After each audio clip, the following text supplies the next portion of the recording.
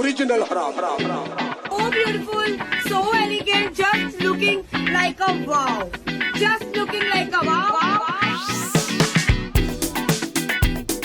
So, you're from Pakistan, Yeah, which means that you're Pakistani, yeah? you're Pakistani, yeah. You're Pakistani, yeah. You're Pakistani, yeah. कोई सारी यार कोई limit होती है ना Just looking like a wow. To sacrifice my own life for Pakistan. This is the Two Old Fashioned Podcast with Isha Akbar and Preet Singh. Tennis ball, throw it against the wall. Tennis ball, throw it against the wall. Bounce, bounce, bounce, bounce. Tennis ball, throw it against the wall. Helps me forget about my cancer. The best video I've seen this year. He's got a brainworm given It into is us. so good. When this comes out on Thursday, Yeah. right? For the patrons, right? I'm gonna repost this video today as you're listening. Yeah. You have to watch it. It is the best video on the internet. I just love how he came in with so much joy. We were like, "Why are you so happy?" And he was like, "Look at this video."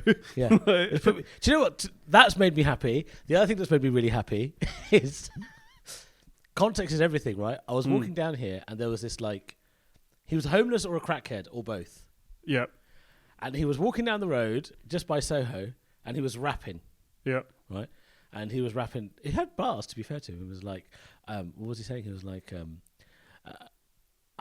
I gonna shoot you, but I ain't got no bullets in me. I need to find the trigger just to set me free. And I was like, shit, this guy's got bars. But obviously everybody's kind of avoiding him Yeah. because he's in the middle of Soho saying this. Yeah. If he was in a club, we'd be like, MC Homeless is vibes. If he was in a club, he wouldn't be homeless. He's not living there, he's working there. They'll find a way of living there. Really? Have you ever been Yeah. homeless? No. I have. What? I slept on a bus for 2.5 months. Oh, wait, what? Did you not know this? No, why? Because I had a breakdown, and How long ago is not this? in my car, mental breakdown. Okay, It was like my car broke down. AA weren't coming. I'm asleep on a bus. I won't lie to you. I was like, how long was this breakdown? RAC? No. Okay, I guess it's a 25 bus for me. You just got lost. And then I got on the wrong bus. I was like, I guess I live here now. How old were you when this happened? 24. Okay, right. Okay, 24. 24, had a breakdown, couldn't tell my friends what was going on, couldn't go home. And then in my wisdom, I just went, I think I'm just going to sleep on this bus. Why could you not go home?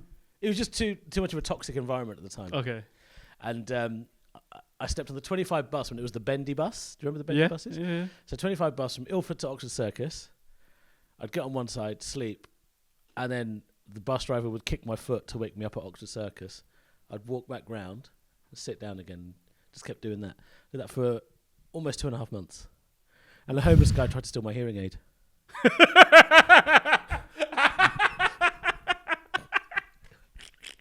What? That's the dumbest shit a homeless person could do. Because it's like, surely that. What are they going to do with it? Well, I don't know. But I woke up to this really smelly, thick, gunky finger trying to pull out my hearing aid. I was like, what the fuck are you doing?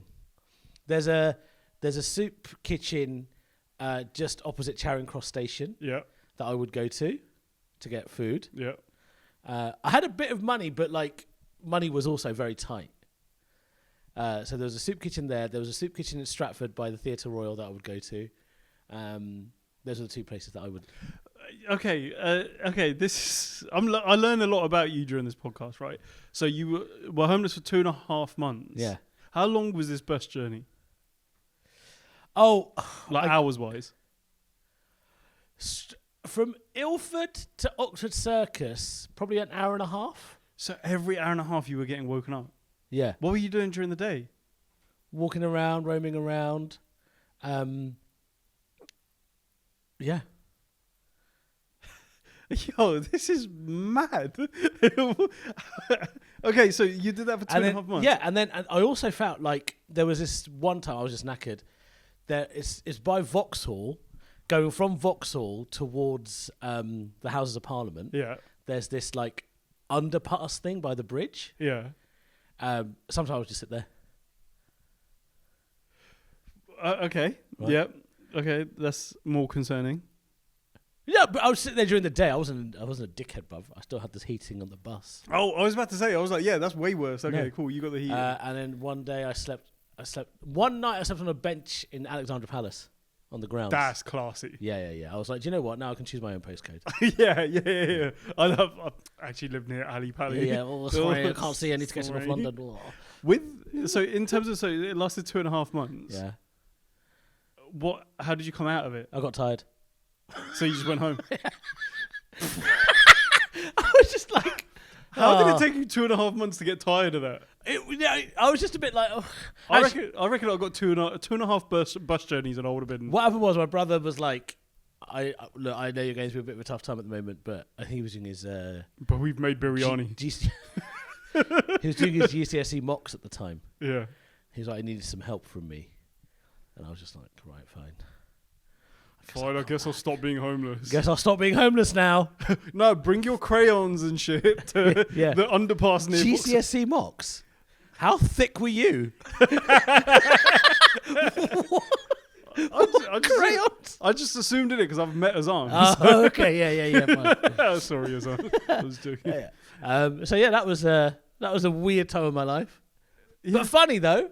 No, It was funny. I'm still a little bit concerned. Homeless guy stole my hearing, tried to steal my hearing aid. Did you make money anyway? Like, did you beg or anything? No, because the thing is, the problem was, annoyingly, I was still fat. so it's really hard to beg for money. It's hard for fat homeless people. Let's take a moment.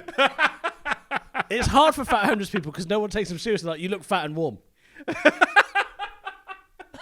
You look well fed and warm. Yo, you look like you're retaining more heat than me. Fuck off. Give me change. I'm hungry. You're always hungry, bitch. Spare a thought for the fat You homeless. turn up to the soup kitchen and they're just like, fuck. Yeah, Bring out the reserves. yeah. It's not a soup warehouse. It's a small community kitchen. That's so funny. But yeah, I didn't. 2.5 months, yeah. But genuinely, I didn't beg because I was like, the optics of this won't work. They're like, fuck off with your hipster glasses Yeah. and shit. Oh, homeless. Oh, yeah, you homeless? Why have you got Invisalign, bitch? yeah. I know. So the optic, it was really, but it was weird as well. Like, Has it given you more respect for homeless people? no, I don't give any money to homeless people. If anything, it's made you more resentful. Just Yeah. get a fucking Get a bus, I bro. went home. What's your excuse? Hey? Oh my god, that's horrendous. Do you remember that time we were at in Shoreditch at that pub, and then the homeless?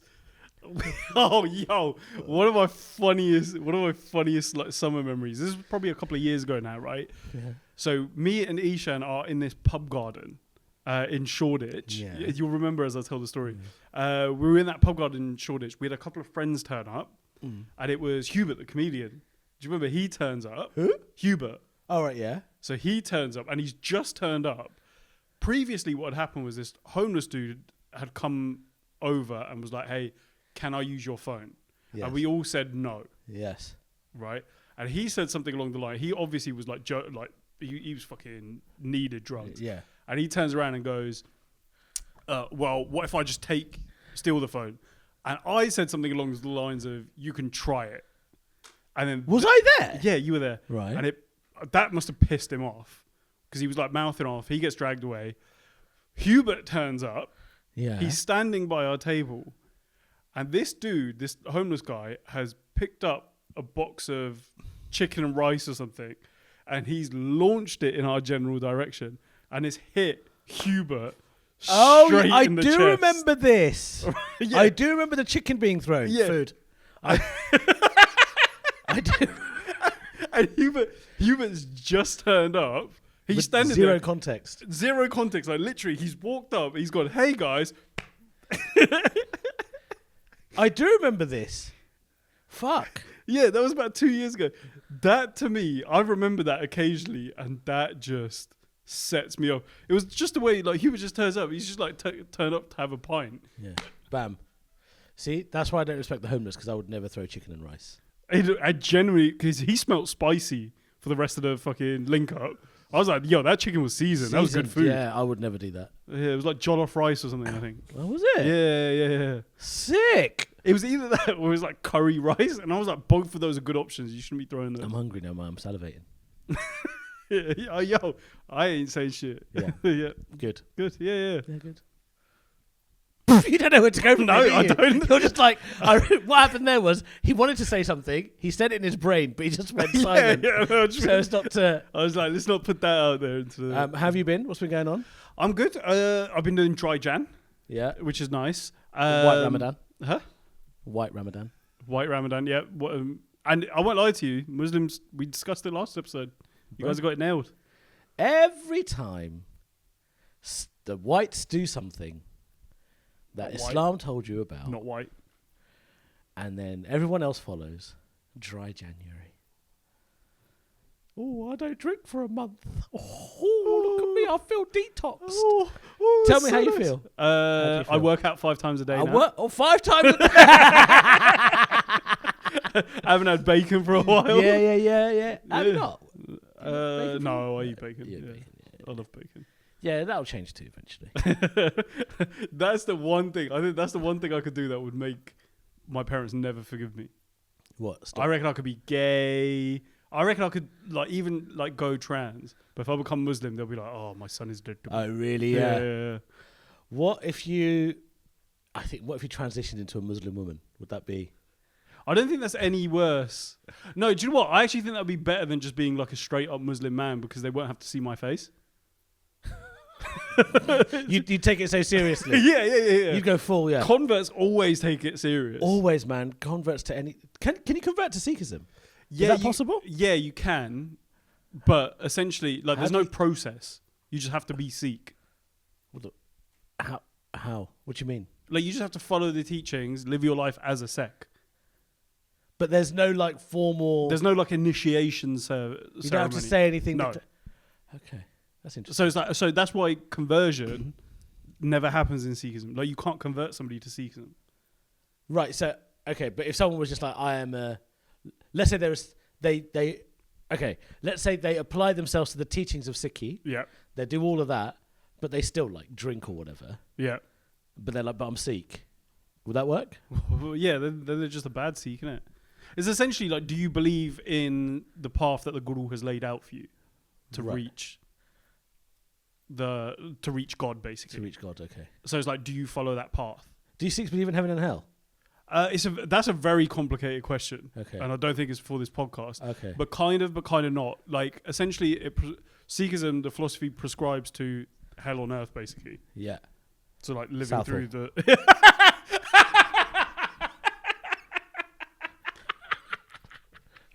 Southall, Wembley, Ilford. If you live a bad lifestyle, you'll be reincarnated as somebody who drives a VW Golf in Southall. If you're seeking in the following postcodes, shit's done out here. In your previous life, you did a lot Yeah. of sin. You were a Mughal in the last year. I'm called Akbar. Anyway. Oh, bro, it's Lordy today as well. You know it? Oh yeah, is it? Yeah. Wow. You know what Lordy is? Yeah, I innit? do what Lordy is. Yeah. All right. Nice. What are we gonna do? We're having Saga at home. Explain what Lordy is to the people. So Lordy is basically like a festival that like celebrates the end of winter, the winter months, but it's also tied in with like a lot of social reform and stuff. So Dullah Bhatti, who was a Muslim Rajput Jat, I think. yeah. I think that's who he was. So a landowner basically in Punjab led a rebellion against the tyrant ruler Akbar, who's a Akbar the Great, he was known as. Akbar the Great. eh. The Emperor. Emperor Akbar. Do you know there was actually? Oh, this is something we need to wrap up. But this is something. There's a exhibition on at the V&A. Yes, called I want to go. Great Mughals. Mughals. I'm going tomorrow. Oh shit, I do want to go to that. Yeah. Come, I'm going by myself. But anyways, there was an uproar that the Mughal Empire was being called the Great Mughals, because you can't have the Great British Empire. And it's so true. Interesting. It basically brownwashes and doesn't present an accurate to life portrayal of what the Mughal Empire was. Because it brownwashes it, essentially, the Great Mughal Empire. Yeah, okay. Can empire ever be great? Yeah, it can. Nah. Well, I mean, the Mughal Empire was famed for its atrocities. No, but sure. But it was also famed for a lot of amazing innovations. Yeah, they also built like a lot of roads and introduced Yeah. a bureaucracy system. Yeah. And there was a lot of wealth. Yeah, and so they did poetry. neither of those things. I just took the things that the British Empire did in India. No, yeah, fine. That's what I'm Yeah. saying. Yeah. So I don't think empire can ever be good. Because empire Was inherently... the Sikh Empire great? No. No, but... Well, yes. No, hold on. Ah! No. You hold see? on. No, hold on. It depends on which context you look at it. Depends from the side you look at it, of course. Yeah. No, but what I'm saying is now we need to like disavow us, like, almost remove ourselves from that context and provide an accurate historical portrayal of what Yeah, the yeah, empire- I know, but For example, hold on. So you mentioned the Sikh Empire. I hate it when people whitewash or brownwash Ranjit Singh. Yeah, he was a great man, but he conquered. Yeah. He drank like a fish. Yeah. He had over 40 official wives. Present that side as well, because I think that's what actually makes it interesting. Yeah, that's true. But I think sometimes we have a tendency of just being a bit too binary, saying it's either great or it's not great at all. I agree, but this is And the British Empire is the same. Like we're products of the British Empire, which the language of speaking, we're here, you know. It was brutal and it was awful. And there was a lot about it that people don't know enough about how bad it was. But by the same token, the British Empire was the best of all the empires. It was the most successful. No, but again, Tiny that's different. island like this no, on a boat. But then that's different. Most successful versus great. Yeah, but greatness, I mean... I'll tell you what, I'll go to the exhibition and I'll report back next episode. I reckon the Mughal Empire was great and the British Empire was great. But not just solely great. Do you know what? I really think Israel's great. You can. Hi guys, thanks for listening to this week's episode of Too Old Fashioned. We hope you're enjoying this episode. For this next section, it might be worth you watching the episode on YouTube, because we're going to be reacting to videos that you can't currently see. Thanks. So, welcome to my favourite section of the podcast, where I basically present you videos to react to. Well, my favourite section of the podcast is the whole podcast. Oh, teacher's pet. It's the whole podcast. Yeah. I know. Oh, guys, I really love all of it. I really like everything I do. Yeah. Oh, guys, I'm the best. Right, so for some reason, my Twitter algorithm, ever since Elon Musk has taken it over, is on right-wing nationalist propaganda. Yeah, I think we know what the some reason is. Wait, what's the reason? Elon Musk. I didn't say it, Elon. He did. Please don't take the podcast down. I think you're a genius, and you're definitely not a billionaire that's looking for approval because his dad's a groomer. Oh, who's grooming now? Hey? Yeah, have you Not heard just that? Pakistanis, is it? Have you heard that thing No. about his dad? His dad's a apartheid groomer. His dad Yeah. married his own stepdaughter. Fit. That's the kind of porn I watch. Into it. Yo, Yo. you're doing nothing to expel the rumors that Pakistanis groom. Where you're like, fuck yeah, that groomer nailed it. No, that's the Should best. we rank all of the groom? No. But that's what he did. Do you know what I don't? Do you know on the grooming thing? Go on. I'm amazed that many Pakistanis could be that organised. I'm amazed that they managed to logistically pull that off. And they kept secrets from me. What? But they That haven't is- kept secrets because all of those grooming gangs were like 30 long. Well, yeah, but the fact they got found out. But I'm impressed that they were able to. You know, it was just one disgusting Pakistani bloke just being like, oh, fucking can't get laid. Let me like target these like vulnerable teenagers. Yeah. Told his mate, and his mate was like, Cuzzy, bring me and my cousins in. Yeah, that's. Cuzzy, yeah, bring it. We can do it. I mean, it's obviously discussing what they did, but also I think it is a sign of progress for the British Pakistani community that they were able to organise crime in that way. Yeah, if anything, that's like an assimilation into British culture. Yeah. Like, give them parliamentary seats. Yeah. Oh, satire. Yeah. Right, that got a little bit weird. So What am I reacting to? yeah, so I've been on this right-wing algorithm Oh yeah, I know. We know. for ages, right? We've heard the things you said. I won't lie to you, some of this shit. But I'm so glad because it's fucking batshit. All right, you ready? What's this? In schools, they're pressuring us to learn about Islam and learn about the people that are coming over. I don't want to learn about that. I want to learn about my culture, my beliefs, and I'm proud to be English. Have they taught you about the Bill of Rights? No. Did you learn about the Battle of Agincourt? No. In school, they were teaching us about, about Islam, about Prophet Muhammad, and all their ideologies. They barely covered Christianity at all.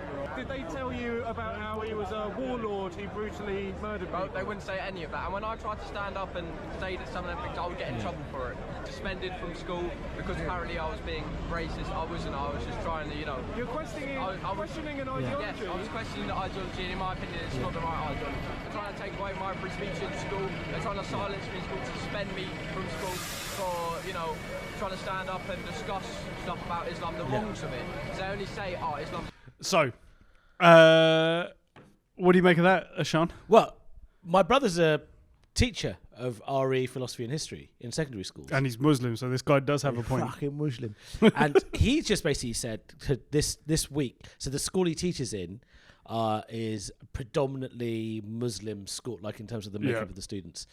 And this week he's teaching them, and this is the call that he made about the different sects in Islam, like Shia, Ismaili, Ahmadiyya. And he's already preparing for the backlash he'll get from sections of the Muslim community that can be upset that they're being taught this. But, what he's saying on that clip is obviously retarded. You mean to tell me that this clearly fucking stupid ass kid isn't reliable information? No, people aren't going to care about this, though. You mean to tell me a guy that went to a right-wing nationalist protest midweek? Yeah. You mean to tell me he's not the best person to ask about the school curriculum? Well, this is it. This is GB News. What are they doing? Like, who are they trying to get to represent them? So, I got into trouble while I was at school for questioning the Prophet Muhammad. I'd also beaten up a fucking Paki. What's going on? Also, it is nice that you said Prophet Muhammad, though, isn't it? Huh? GB News also put PBUH. They put the PBUH in there. My favourite thing about X becoming the news, which is what Elon Musk is trying to do, is like shit like that's just taken as fact. Bro, me and you both grew up in this in the schooling system in this country. Yeah. The amount I know about Christianity and World War fucking II. Well, yeah, but also there's a great Louis C.K. bit, R.I.P. There's a great Louis C.K. bit where he says, Christians are like, no one ever learns about it. And he goes, look at the year we're in. We're in 2020 at the time, 2022. Yeah. We're in your year, where the whole of time is based on your curriculum. It's not 1446 as it is in Islam. Yeah. And he's right. Like, that, if you're in the West, that's the dominant, globally, it is the dominant thing that we live by. But the thing, the problem with social media as well now is everyone can learn whatever they want to learn. I feel sorry for teachers because what can you teach kids that they can't find out on YouTube? Yeah, and 100%. On YouTube, now that Zuckerberg is saying that they're not going to fact check anything, you can just have your confirmation, your bias is confirmed all the time.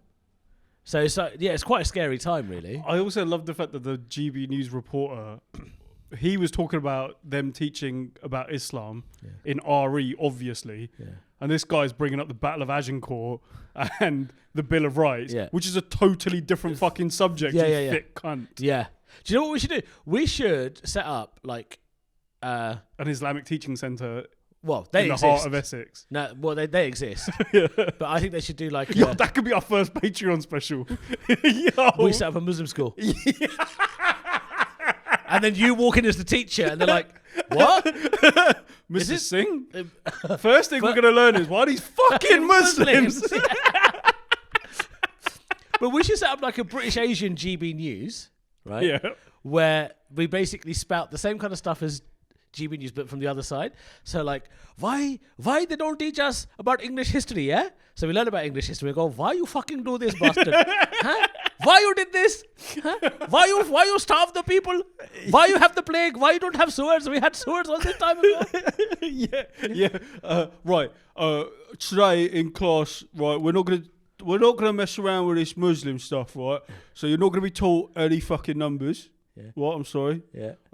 There's no algebra being taught Nah, in this nah. school. Only thing that's being taught in this school, right, is how to make a great piece of gammon.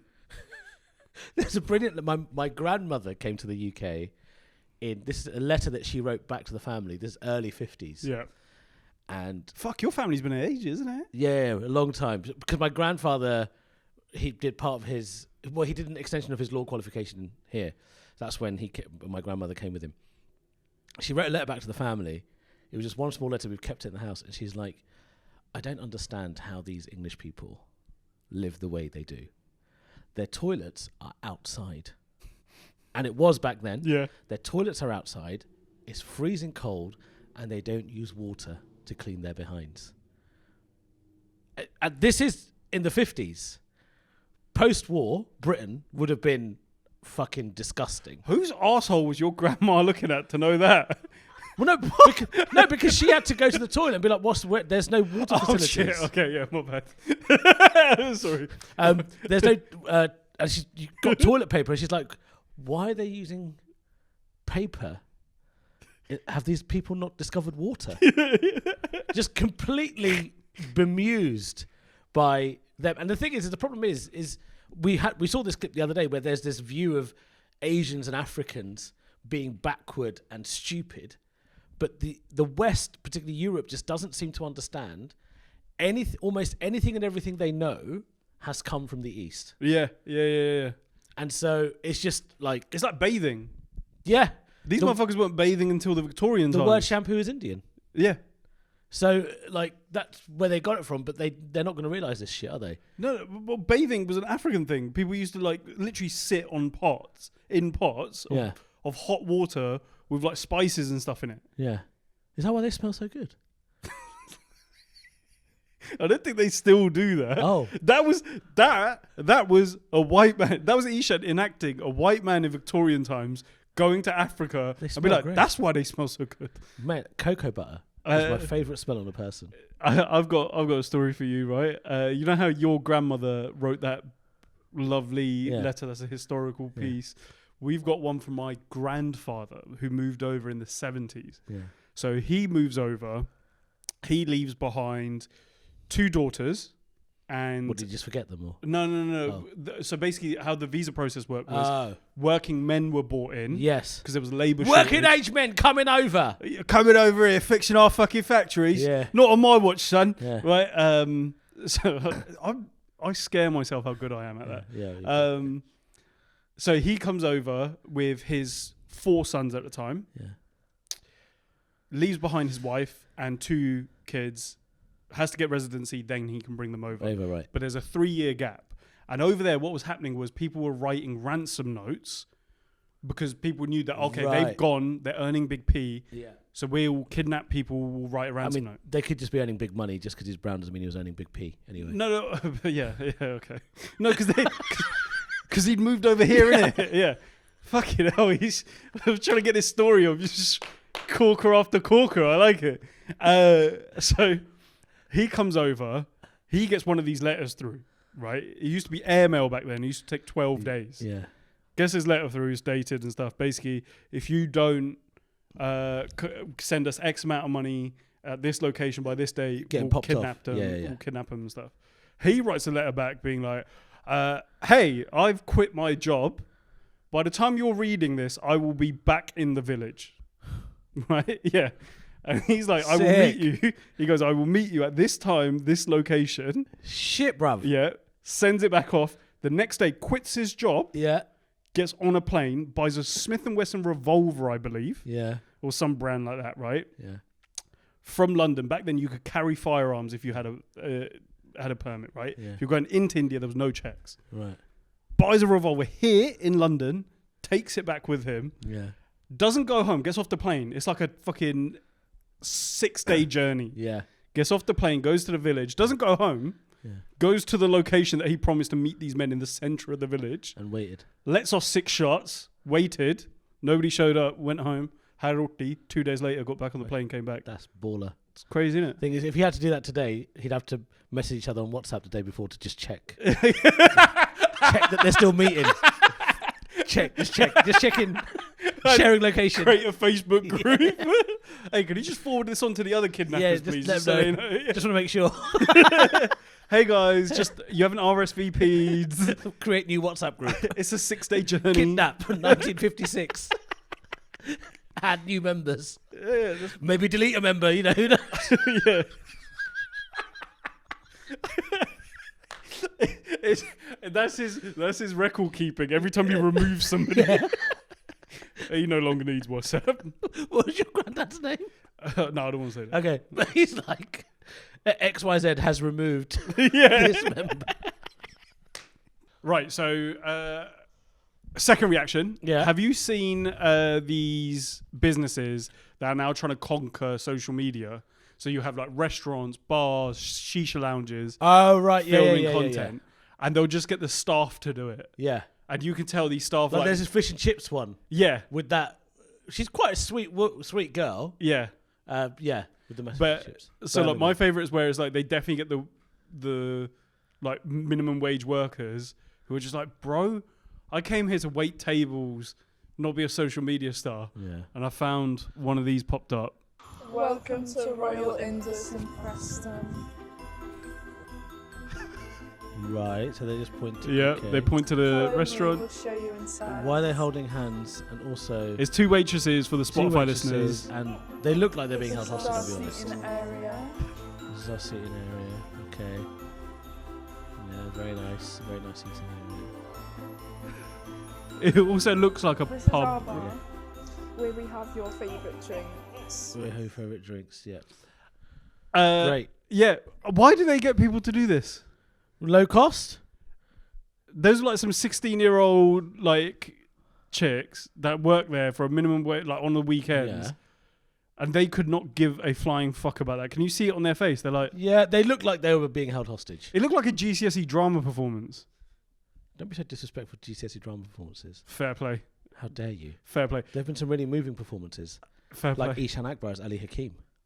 What the fuck's in Ali Oklahoma, Hakim? in the musical Oklahoma. He won Best Actor. Mira Sayal gave him an award. Maybe think about him. Maybe think about him and his first time on stage. Didn't do GCSE drama, but he could have done, right? Maybe Why were you on stage if you didn't do GCSE drama? it was actually the school official stage production, right? And they cast me as the Persian peddler, Ali Hakim, and I was off stage, and I would call myself on stage by saying, Ali Hakim, and Mr. Oliver said, no, can you do something a bit more ethnic? And I said, what? And he said, do something a bit more ethnic. And I went, Ali Hakim. And he goes, no, you know the warbling that they do? I said, warbling? He goes, yeah, warbling.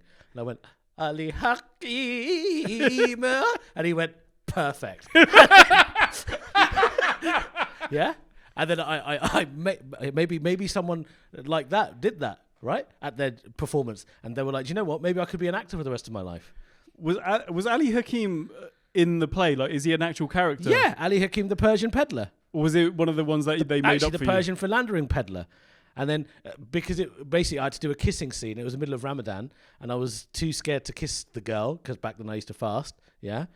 Sorry, not I. Maybe this person that we're talking Yeah, about. yeah, right? fictional. Yeah. And then during rehearsals, he wouldn't kiss her, and then she was like, "Oh," she started crying because she thought it was about her, Yeah. but it wasn't. It was just because he was worried about his breath because he was fasting, and then they had to pin him down, and then she eventually kissed him so that he could overcome his fear of kissing someone on stage in front of his parents, and then maybe he did it with such aplomb on stage that he won Best Actor, and then Mira Sayal gave him an award. So maybe think about those people before you criticise GCSE drama again.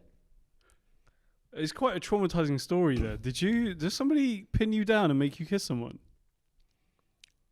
I wasn't talking about me, I was just talking about generic. To this fictional character, maybe his name's Mishan. Yushan. Yeah. Right? Yeah. Yeah. Yeah, Yushan. Yushan. Yeah. Was he pinned down and made to kiss He someone? might have been. He might have been pinned down. Is he okay? Yeah. How's his inner child doing? Does he get Fine. He kissed her chin. kissed the chin? Okay, so he kept it halal. Yeah. Good. Okay. Good. Yeah. And how did Yushan's parents react? They were very proud. They were like, "You're a wonderful actor," Okay.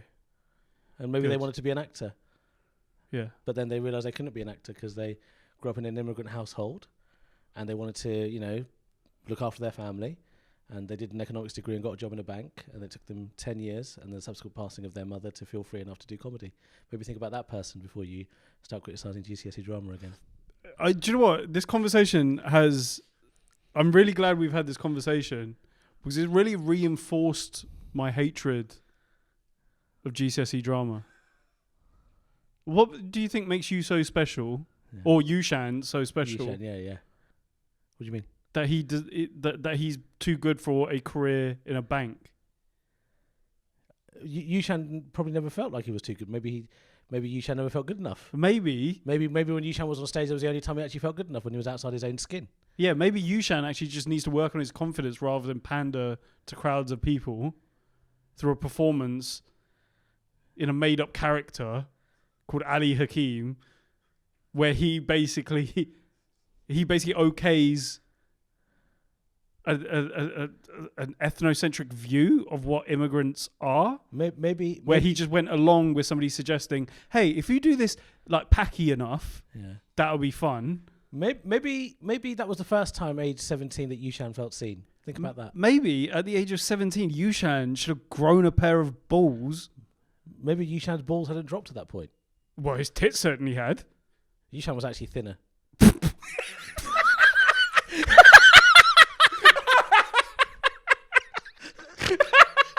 It's the fact that you dropped all premise of Yushan and was like, hold up. Hey, yo. You leave fat Yushan alone.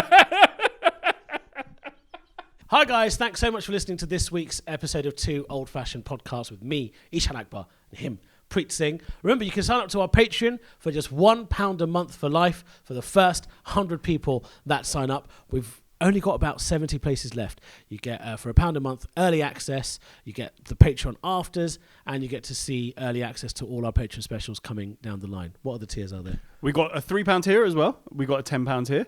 You get a bunch more exclusive offers. So you get the afters, bonus episode. You get merch. You get percentages off tickets, live shows and things as well. So just go over to the Patreon, check out the 3 tiers. You'll see a detailed description of what you can get extra, but we'll see you over there. So go and sign up, patreon.com/2oldfashionedpod. It's time for advice. Every week, Preet and I give you some advice. So remember, you can get in touch with us on Instagram or on email or any other social media approaches. You can tell me after a gig if you want. Yeah, that's a very good shout, actually. Yeah, after a gig. Yeah. About any advice you might need or any requests. We put a shout out the other day, and I've got a couple. There's one here, which I really like. Do I say? No, I don't need to say the name. But there's a generic question I get quite a bit. Basically, it says, I'm a 41-year-old who hates his job and wants to do stand-up, but I've no idea where to start. Help. Okay, my first piece of advice is don't. Like, you have to question why you want to do stand-up. You can't do stand-up because you hate your job. You have to love stand-up, because I think it's something that you really do need to love. Did you love stand-up before you started it? Yeah. I didn't know anything about it. Before I started stand-up, I had no idea. You'd never seen stand-up? Nope. Where did you grow up? Before I did stand-up, I'd heard of Michael McIntyre, Lee Evans, Russell Peters, and Paul Chowdhury and Mickey Flanagan. I'd heard of them, but I didn't know that stand-up was like... How did you get into it then? I did like a stand-up comedy course thing as like a public speaking thing. Yeah. Like in Camden. Did the showcase. And then I was like, I've done stand-up comedy once. You know? And then my brother was like, you can't just say you've done stand-up comedy when you've done one showcase. You've got to do like 10 gigs or something. Yeah. Then I signed up for 10 gigs. And then after about 8 gigs, I got the bug. And that's when I discovered Dave Chappelle, Chris Rock, Bill Burr. I think you're unique in I didn't know any of these people. That's weird. Well, yeah. Yeah, he's just a weird guy, right? I don't think anybody... Yanis, you what was yours? No, I'm with you, Preet. Like that's not the standard way in. Like I definitely knew so much about. I was obsessed with stand-up before I got into it. Really, yeah. I watch less stand-up now than I do before I started. I watch about the same amount of stand-up I did before I started, which is nothing. 0. Chappelle has that really good joke about it, where it's like when you do stand-up and you watch somebody do stand up, it's like watching somebody fuck your wife. Yeah. I could do better. Yeah, it's true. Yeah. I don't really watch stand up. No, so I think but it's a labor of love, I think. Yeah, it is. That's for sure. So it's like, if you actually want to give it a crack, you need to know that this is what you want to do. If you want to do something creative, I think a lot of people mistake comedy for doing something creative. Yeah. And I think it's too hard for it to be like that. Yeah, well, it depends what you want out of it. Like, the practical advice is there's going to be open mics near where you live where you can turn up and try and that's where it all begins. For every single stand-up comedian, pretty much, that's where it should begin. There's some comics that are touring now who manage to go big online through sketches and then end up doing tours, and then they go, fuck, I don't know how to do performances live. This is a very different beast. So you end up finding your lane once you start doing it. Maybe performing stand-up isn't your thing, writing stand-up or writing is your thing. You know? But you need to be at the coalface, in my opinion, of stand-up comedy, which is the open mic gigs where there are more comics and audience members, for you to really understand whether it's something you like, you enjoy, and you have the disposition for. When I didn't know much about stand-up, those first gigs where you're in the middle of a pub and, like I said, there's more comics than people, I really enjoyed it. And I was like, I'm happy to do this more. I'm thriving in this environment. Really? Yeah. Interesting. My journey was different, man. I don't think I started enjoying it until I was about 2 years in. You'd enjoy the good ones where you like really smashed and you're like, oh, this is why I do it. But I knew that I wanted, like, I really just liked writing jokes and making people laugh. Yeah. And I won't lie to you, like, for the first 18 months, 2 years, I was few and far between. Right. But it was like, oh, I want to get good at this thing. Yeah. Whereas I think if I didn't have a love for it, I would have quit. I fell in love with it after about a year and a half of starting. It took a long time. Interesting. Before that, it was just like a hobby. Huh? Why did you keep doing it then? Just like a hobby, just something to do in the evenings. It was for me as a little thing. This isn't fucking spin class, bruv. Like, well, it was a bit. Just something to do in the evening. No, but it was a bit for me. Fucking I was watch just Netflix, bruv. Like, no, for me, it was like it got me out of the house. I was like, this is something to do. This is quite a nice way to spend the evening. And, I met some weird comics and the London open mic scene. What's the weirdest comedian you've ever met? I know my answer to this straight away. There's a guy called Dangerous T. Okay, right. He's a legend. Like if he is top 3. Yeah. If you're in the London open mic scene from 2010 to 2014, you'll know about Dangerous T. Give me a story. He's just like he used to get a coach from St Albans to go into London every night to do 5 minutes of the most horrific stand-up you could ever see. He had a really awful leg. He had like a crutch, and he obviously had some sort of how do I put this? That he had some sort of mental health issues, which he was working through. But there was one routine that he had, which every time he did, I'd be the only one you'd hear laughing. It was about how he was a black guy, and it was about how he couldn't find his dad, and one of his friends once said to him, "Go to the park. There's lots of old black men there. Maybe one of them is your dad."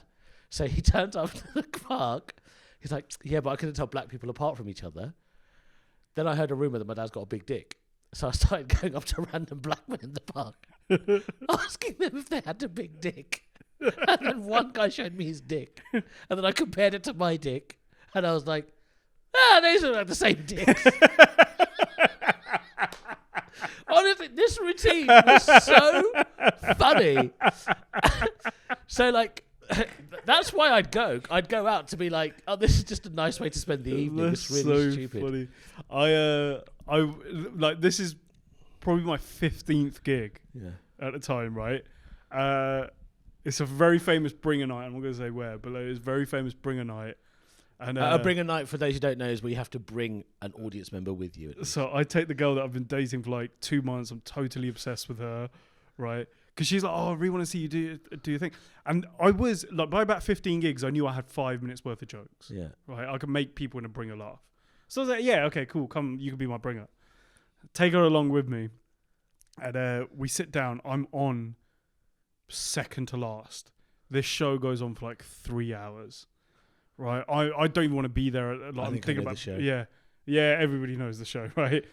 I'm like, I don't even want to be there anymore. The compares. They've got a news channel now, haven't they? Carry on. Yeah.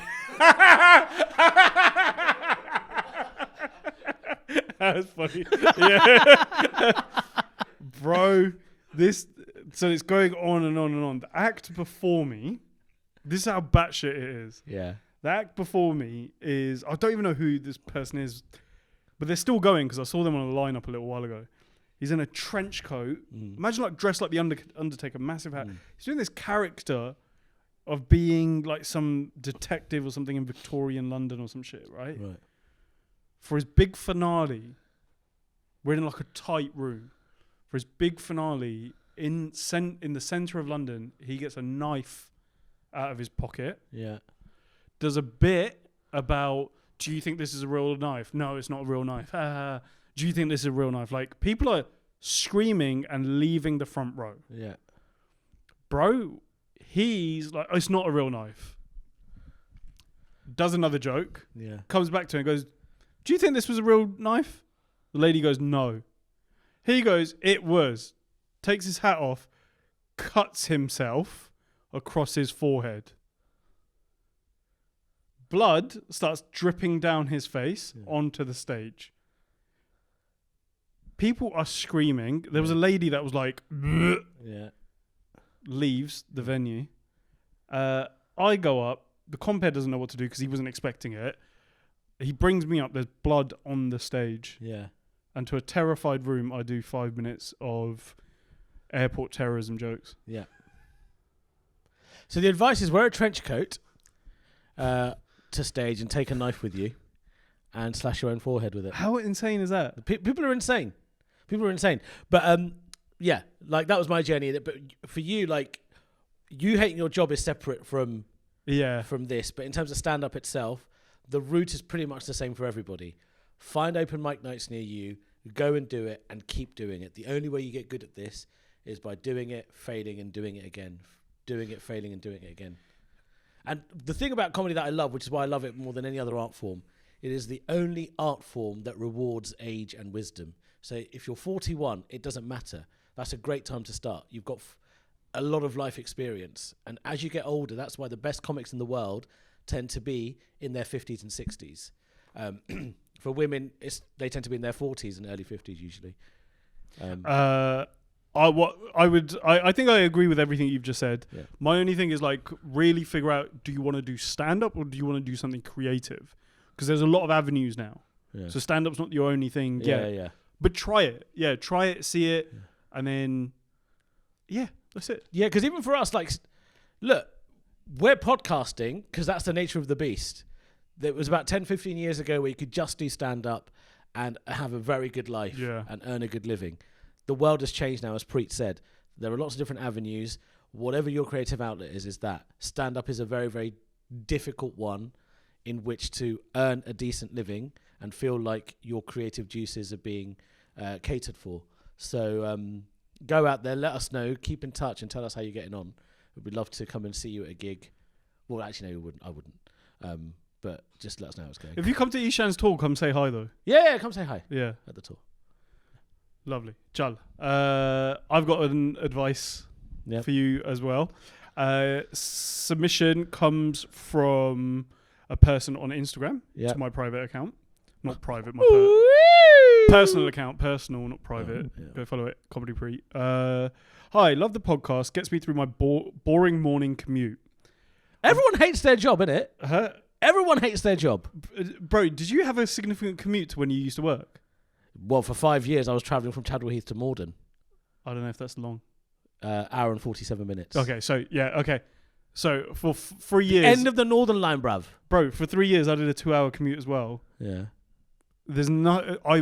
working 8 hours a day versus commuting 2 hours a day. The 2-hour commute is way worse. 100%. So I understand it. Hi, I love the podcast. Gets me through my boring morning commute. Yeah. I have a submission for you, but please don't show the picture to the public. Oh. Yeah. I'm 27 and last week I got a tattoo in memory of my late mum. My best mate, who's a tattoo artist, offered to design and ink it for me, which I thought was really sweet. Yeah. Fast forward to now, I've just come to realise he secretly hid a tiny cartoon Willy in the design as some kind of quote-unquote joke. Sick. I only noticed because someone else pointed it out. I'm gutted, confronted him, and he kept laughing it off, saying it's harmless banter. What do I do? Do you have the picture? I do have the picture. So we can't put this on screen. Yeah. But just react to it. Just react to it however you normally would, okay? That is funny. That is funny. But also, it's not that secret. So this was my thing. I know, I'm so sorry. I know you're a listener of the podcast, and I hope you don't get offended. But what the fuck? Yeah, it's a very obvious, very clear. When she said subtle. Penis. Yeah. When she said subtle, Yeah. I thought it was going to be like in the corner. Bro, it's part of the main design. Yeah. The thing is like, look, I understand getting tattoos in memory of people you've lost. I've got one. Yes. Right? In memory of my mum. And you don't want anyone to mess with that because getting a tattoo on your body is a big deal. You really think about it. And for the person, tattooist to do that is not good for that kind of tattoo. If it was for another kind of tattoo, I'd get it. But for one where you've really thought about it for your mum, so this was my that's thing. pretty bad. No, but my thing was like either she's gone into the tattoo artist and just blindly been like, yes. Yeah. Or she's seen the design. And gone, fine. That looks like a flower. Yeah. Wow, that looks great. That looks brilliant. How What did a you lovely not shape spot it? to the petals. But it doesn't even look like it's an obvious. It looks like a hard cock. yeah. There is no way of putting. And it's in the middle. It's in the middle. It looks like a hard, erect, straight cock. I do not know how you missed it. But then I also like in my head, like immediately I was like, maybe the tattoo artist was just like, as a joke, I'll put this willy and she'll pick up on it. I'll change it.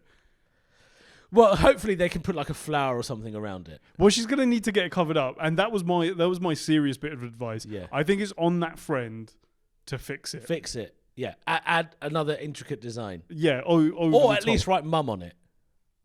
No, because they put the mum bit at the bottom, don't they? They got Bitter's mother. What does that mean? Like for my mother, I think. Oh, okay. But then put mum on the actual cock.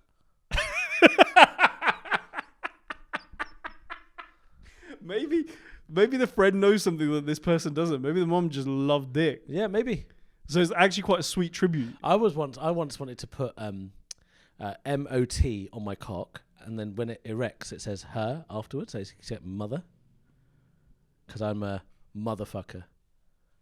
I fuck your mum. Sometimes you say some shit, yeah? Like you'll say something, Pow. and I really do genuinely wish you're joking. Pow. But having known you for a good few years now, I think at some point you were like, oh, this is so cool. That would be cool. If I could get 6 letters on my cock, fuck. How many letters do you think you get on your cock? What font are we talking? Garamond 12. I don't know what that is. Comic Sans 12. Comic Sans 12. Of course he knows what Comic Sans is. Comic Sans 12. How many letters do you reckon you get in? 12. Erect? Yeah. A fair few. Someone's got an essay on his dick. Jesus Christ. A fair few? What, 12? You get 12 letters. I think so. Size 12 on your penis. Yeah. Erect. Yeah. Comic Sans, yeah? Yeah. I'm just getting com.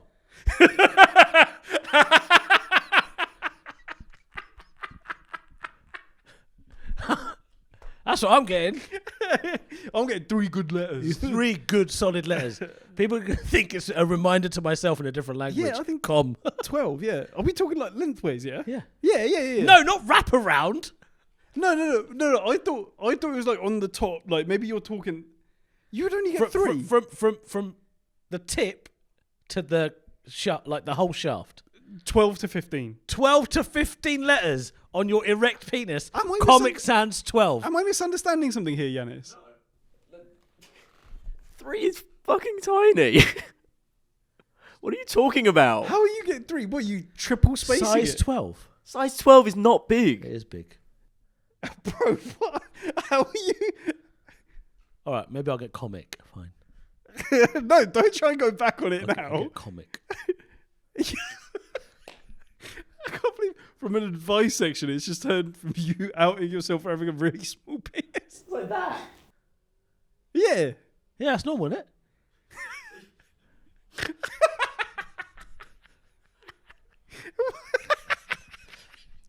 Thanks for listening to this week's episode of Too Old Fashioned. We hope you had a good time. Like, subscribe, give us 5 stars. Sign up to the Patreon. And let us know how many letters Comic Sans 12 you'd get on your penis or on your partner's. And if it's more or less than the word comic, which is what I'd get on mine. That's mad.